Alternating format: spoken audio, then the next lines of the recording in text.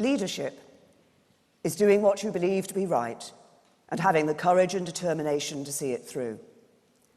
And that is the approach I have taken on Brexit. We've had disagreements in this party about Britain's membership of the EU for a long time, so it's no surprise that we've had a range of different views expressed this week. But my job as Prime Minister is to do what I believe to be in the national interest. And that means two things. First, honouring the result of the referendum. MPs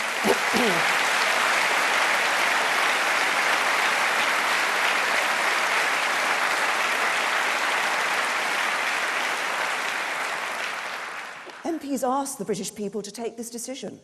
We put our faith in their judgment. They have put their faith in us to deliver.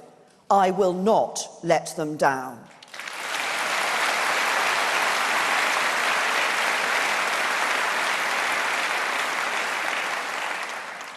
And secondly, to seek a good trading and security relationship with our neighbours after we have left.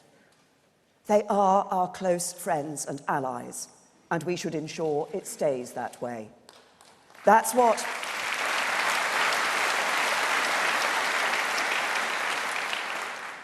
I said at Lancaster House. It's what we promised in our manifesto, and it's what I've worked day and night for the last 2 years to achieve. No one wants a good deal more than me, but that has never meant getting a deal at any cost. Britain isn't afraid to leave with no deal if we have to. But we need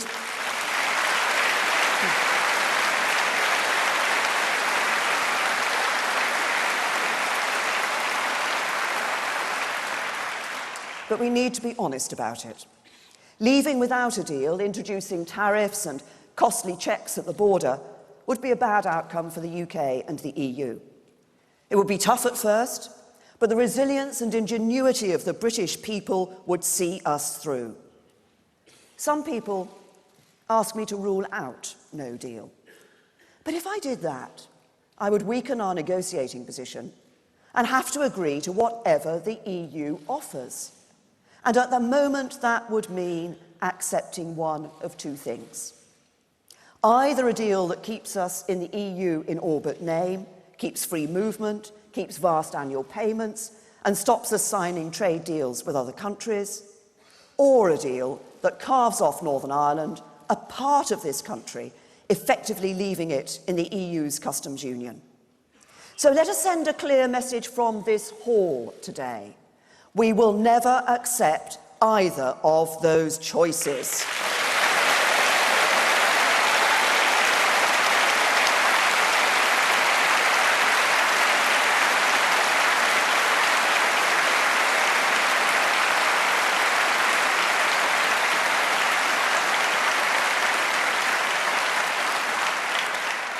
We will not betray the result of the referendum, and we will never break up our country.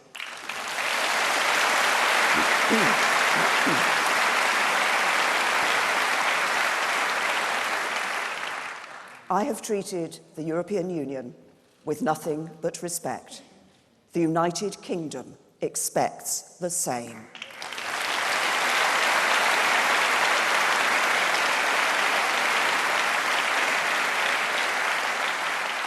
Now, in a negotiation, if you can't accept what the other side proposes, you present an alternative. And this is what we have done. Our proposal is for a free trade deal that provides for frictionless trade in goods. It would protect hundreds of thousands of jobs in the just-in-time supply chains our manufacturing firms rely on. Businesses wouldn't face costly checks when they export to the EU, so they can invest with confidence. And it would protect our precious union, the seamless border in Northern Ireland, a bedrock of peace and stability, would see no change whatsoever. No simple free trade agreement could achieve that, not even one that makes use of the very latest technology. Our proposal would be good for our rural communities, getting us out of the common agricultural policy. It would be good for our coastal communities. We would be out of the common fisheries policy, an independent, coastal state once again. And with the UK's biggest fishing fleets based in Scotland, let me say this to Nicola Sturgeon. You claim to stand up for Scotland, but you want to lock Scottish fishermen into the common fisheries policy forever. That's not stronger for Scotland, it's a betrayal of Scotland.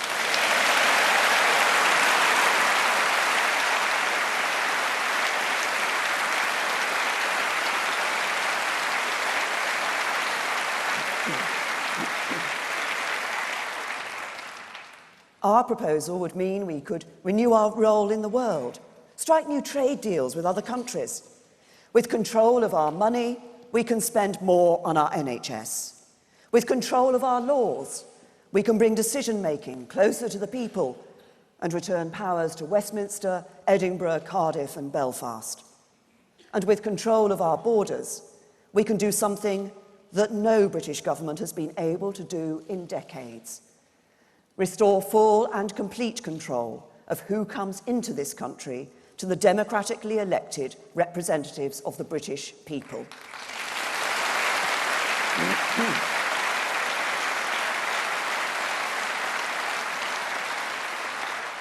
And this is what we will do with the immigration powers we take back. The free movement of people will end once and for all. In its place, we will introduce a new system. It will be based on what skills you have to offer, not which country you come from. Throughout our history, migrants have made a huge contribution to our country, and they will continue to in the future. Those with the skills we need who want to come here and work hard will find a welcome. But we will be able to reduce the numbers as we promised. And by ending free movement, we will give British business an incentive to train our own young people and to invest in technology that will improve their productivity. So this is our proposal, taking back control of our borders, laws and money. Good for jobs, good for the union, it delivers on the referendum, it keeps faith with the British people. It is in the national interest.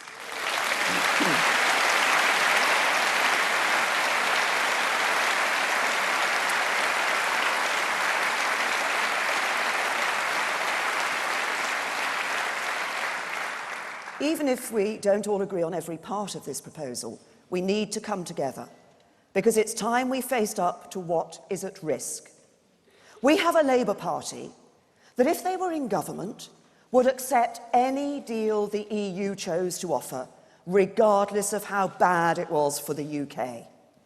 But who also say they'll oppose any deal I choose to bring back, regardless of how good it is for the UK. They're not acting in the national interest, but their own political interest. And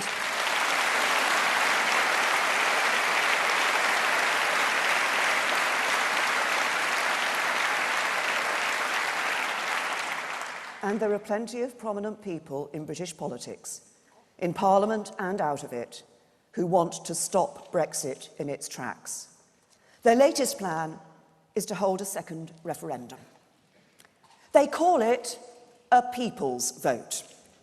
But we had the people's vote, and the people chose to leave.